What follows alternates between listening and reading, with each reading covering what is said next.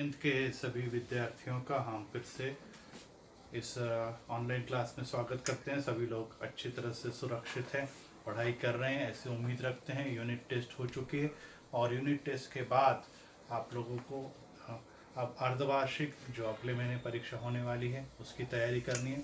फिर से मैं आपको रिपीट कर रहा हूँ कि इस परीक्षा में जब आपके हम लोगों ने उत्तर ऑप्शंस को निकाल दिया तो अधिकांश बच्चे मैथ्स 1 और मैथ्स 2 में या साइंस 1 साइंस 2 में फेल हो गए। इससे एक बात साबित हो रही कि ये परीक्षाएं आप बगैर पढ़े दे रहे, आंख बंद करके सिर्फ ऑप्शन को टिक मार्क कर देकर पास हो गए तो पास, फेल हो गए तो फेल, ऐसी पढ़ाई आपकी चल रही है। तो इससे आप ये समझ लीजिए कि आप बहुत बड़े खतरे को लेकर चल रहे हैं, क्योंकि आपकी जो परीक्षा होने वाली है उसमें आपका ईमेल नंबर के साथ विदाउट ऑप्शन, कुछ ऑप्शन के सवाल जरूर आएंगे जैसे पहले पेपर होते थे वैसे होंगे, परंतु अब सब हल करने वाले सवाल दिए जाएंगे। तो इसके लिए आपकी ऑप्शन वाली गुंजाइश पूरी तरह से समाप्त होने वाली है, ये ध्यान में रखें। इसलिए पढ़ना ही है। नंबर 2, विद्यार्थियों को मैं बता रहा हूँ कि अभी 10वीं के बोर्ड की सभी जानकारी हम कलेक्ट कर रहे हैं, आपको इन्फॉर्मेशन दे रहे हैं, वो आप जांच करो। आपका सभी का ईमेल नंबर जरूरी है, वो हम हमारे तक पहुंचाओ। H1 वाले भी ईमेल नंबर देंगे मुझे और H2 वाले भी अपने क्लास टीचर अनीता मिस को ईमेल नंबर देंगे, क्योंकि ईमेल के ऊपर ही आपकी पेपर होने वाले। और ये भी आप लोगों ने ध्यान में रखना है, साथ में जो जो आपको रिकॉर्ड में भेजना है उसको वेरीफाई करो, अपने पेरेंट्स को भी दिखाओ।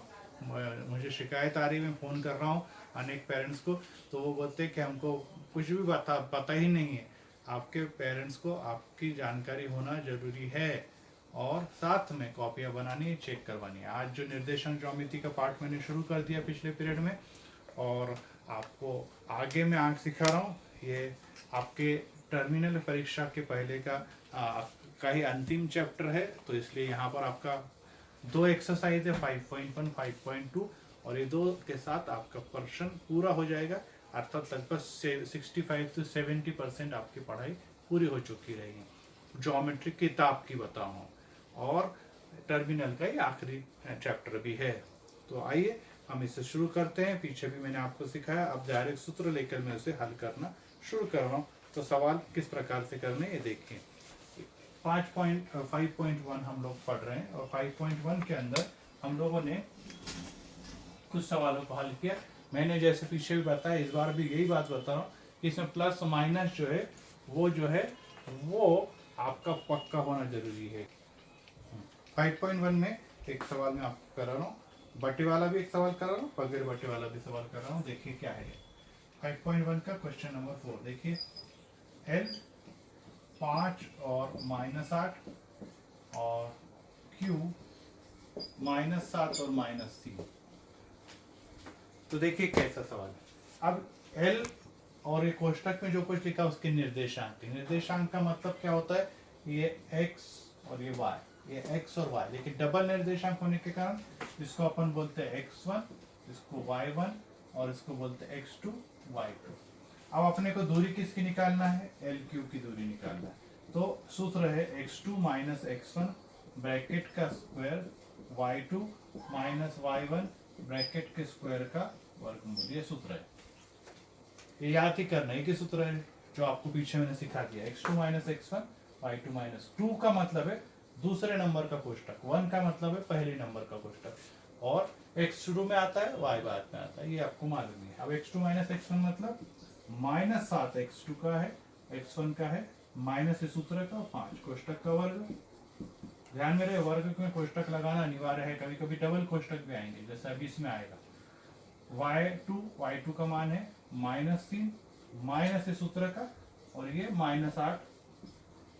अब यहाँ पे देखिए डबल कोष्टक है क्योंकि y2 -3 है और y1 -8 है और माइनस का सूत्र बीच में आया।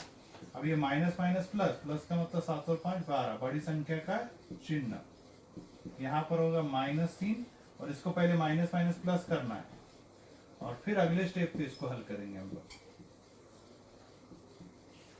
तो अब ये -12 का वर्ग हो गया 144, कैसे हो गया प्लस, इसमें उत्तर माइनस नहीं आएगा, प्लस, और ये minus plus minus, minus plus minus मतलब 8 में से 3 गए, 5 का वर्ग। अब ये हो गया 144 जमा 5 का वर्ग हो गया 25, दोनों की टोटल की तो वर्गमूल 169, और इसलिए एल क्यू का मान 169 किसका वर्गमूल है 13 का, इसलिए एल क्यू का मान आ गया 13। तो इस प्रकार से ये पहला सवाल किया मैंने, जिसमें आपको मैंने बताया है कि x2 माइनस x1 -7 और -5 दोनों की टोटल की तो -12 का वर्ग प्लस 144, फिर -3 और -8 इनके बीच में माइनस आया, डबल माइनस होने के कारण दो कोष्टक दिख रहे हैं आपको, माइनस माइनस प्लस हो गया, माइनस प्लस माइनस 5 8 में से 3 गया 5, बड़ी संख्या धनात्मक है तो +5 है, +5 का वर्ग 25, दोनों की टोटल 169 का वर्गमूल होता है 13। तो इस प्रकार की ये सवाल मैंने आपको सिखा दिया है, तो इसको आपने कर लेना। अब इसमें ये आपको माइनस प्लस नहीं आता तो जीरो ये समझ लो इसमें मिलने वाला है, क्योंकि बड़े बड़े सवाल अभी आगे आने हैं। ये अगर एक भी चिन्ह में गलती हो गई कि आपको जीरो हो गया, ये ध्यान में रखें। अभी बटे वाला भी सवाल मैं आपको सिखाता हूँ। अब 5.1 या उसके आगे के सब सवाल ऐसे ही है। देखिए बटे वाला W -7/2 और 4 और x के निर्देशांक 11 और 4।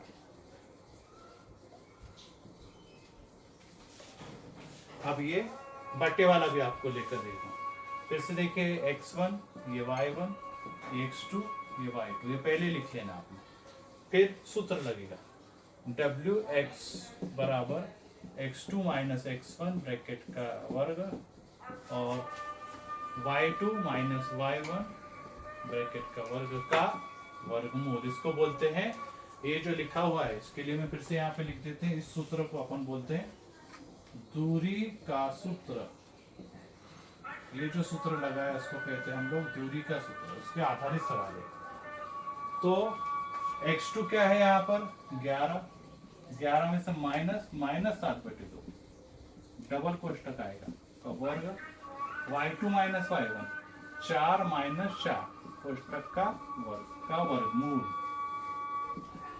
अब माइनस माइनस क्या हो गया +7/2 का वर्ग और 4 में से 4 गया 0 का वर्ग। अब देखिए यहाँ पर बटे वाला इसलिए ध्यान में रखना, 4 में से 4 गए 0 का वर्ग, अब ये माइनस माइनस प्लस। अब कैसे करेंगे, फिर ये गुणा 11 दूनी 22, 22 और 7 29/2 का वर्ग का 0 का वर्ग कितना होता है 0। किससे देखिए कैसा किया मैंने, 11 दूनी 22, 22 और 7 29। ऐसा भी कर सकते हैं, बाटे 1 लिखो फिर भी वही उत्तर आएगा, 11 दूनी 22, 7 एकम 7, उन दोनों का 29 डायरेक्ट। अब ये ऐसे रहने देना है 29/2, 0 जोड़ेंगे तो वही मान रहेगा, 0 नहीं होगा, याद रखो। और किसी भी संख्या का वर्ग का वर्गमूल निकालेंगे तो उत्तर कितना आएगा 29/2। इसका मतलब क्या, 29 कितनी बार है 2 बार की जगह कितना आएगा 1 बार, 2 भी कितनी बार है 2 बार है, 2 की जगह 1। अब 29/2 अर्थात 29 का आधा कितना होगा 14.5। इस प्रकार से ये उत्तर आ गया। तो ये ऐसे प्रकार के सवाल है। अब इसमें कोई भी सवाल आ सकता है, इसलिए आप लोगों ने ये ध्यान में रखना है कि हमको सर ये नहीं आ रहा, हमको वो नहीं आ रहा। आपको नहीं आ रहा मतलब आपका जोड़ घटाना आपको नहीं आता, तो इन सब सवालों को आपने पहले अपनी कॉपी में कर लेना है। रिपीट कर रहा हूँ, गलती करेंगे तो आप प्लस माइनस में ही करेंगे, अगर गलती हुई तो दोबारा हल करके देखने का, क्योंकि ये सवालों को करने के बाद आपकी प्लस माइनस की सब जो कमजोरी है वो हमेशा के लिए दूर हो जाएगी। तो इसको ज्यादा से ज्यादा प्रैक्टिस करें, जिससे कि बीजगणित में भी आपको इसका फायदा हो। अब इसी प्रकार के सवालों को लेकर और दूसरे भाग की तरफ हम चलते हैं। ये पहला भाग हो गया दूरी का सूत्र सीधे सीधे लगाना। अब दूरी के सूत्र पर आधारित दूसरा भाग हम करने जा रहे हैं, और उसमें क्वेश्चन नंबर 2 के अंदर अपने को क्या करना है देखिए। तो देखेंगे क्वेश्चन नंबर 2। अब क्वेश्चन नंबर 1 के आपके जो बाकी के सवाल है अब इसको आपने करने हैं। अब क्वेश्चन नंबर 2 में ये एक रेखीय है या नहीं इसकी जांच करनी है। ये एक रेखीय है या नहीं इसकी जांच करनी है। तो देखिए अब इसको कैसे करेंगे। एक मैं क्वेश्चन नंबर 4 करता हूँ। ये अगर आपको आ गया तो इसमें कोई परेशानी नहीं आएगी।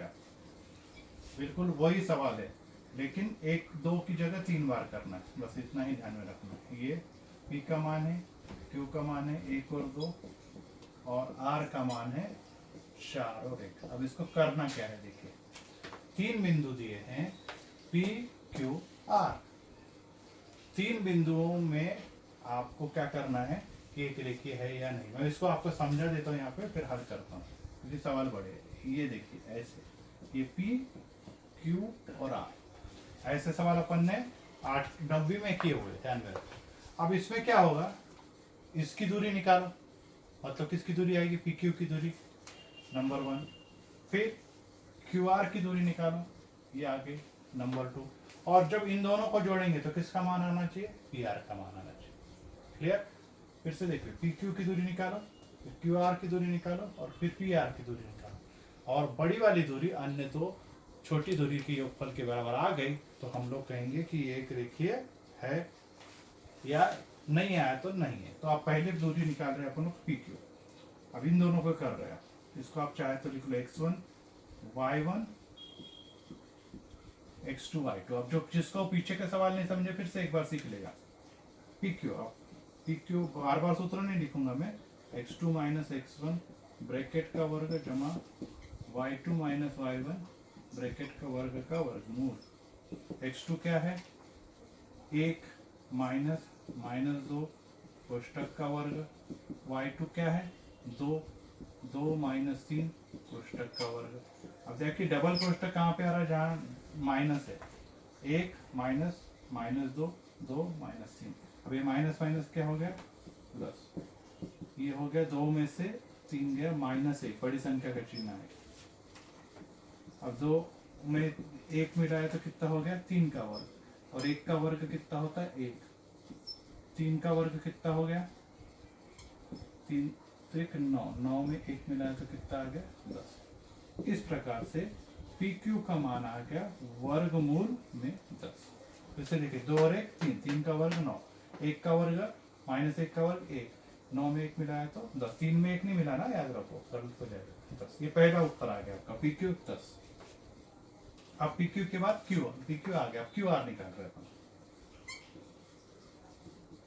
क्यू आर मतलब ये दोनों को। अब यहाँ पे इसको पहले नंबर पे, इसको ध्यान रहे कि किसको भी पहले दूसरे पे नहीं रख सकते। क्यू आर की जगह आर क्यू भी निकाला तो भी चलेगा। तो अब x2 माइनस x1 दे रहे हैं, तो अब 4 को x2 मानेंगे, 4 माइनस 1 का वर्ग जमा, सूत्र नहीं लिख रहा हूं मैं, 1 माइनस 2, 2-3 बार आप करेंगे तो आपको और अच्छे से समझ में आएगा। अब ये x2 बन गया x1, 4 में से 1 गया, x2 माइनस x1, 1 में से 2 गया। अब करिए, 4 में से 1 गया तो कितना हो गया 3 का वर्ग, और 1 में से 2 गया तो कितना आ गया -1 का वर्ग। दोनों को जोड़ दिया तो क्यू आर आ गया 3 का वर्ग 9 और 1 वर्गमूल में 10।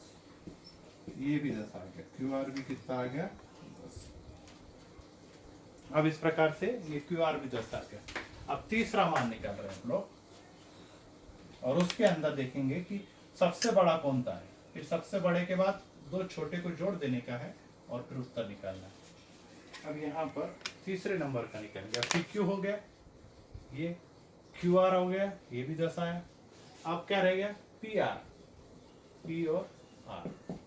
अब ये x2 ये x1 है, तो 4 माइनस -2 कोष्टक का वर्ग जमा 1 माइनस 3, 1 माइनस 3 कोष्टक के वर्ग का वर्गमूल।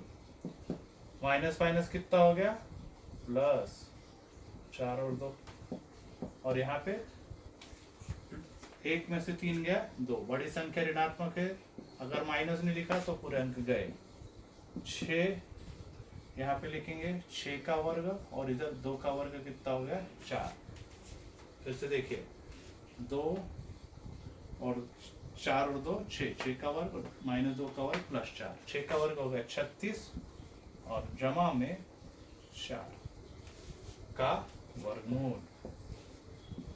36 जमा 4 का वर्गमूल है तो कितना हो गया 40 का वर्गमूल।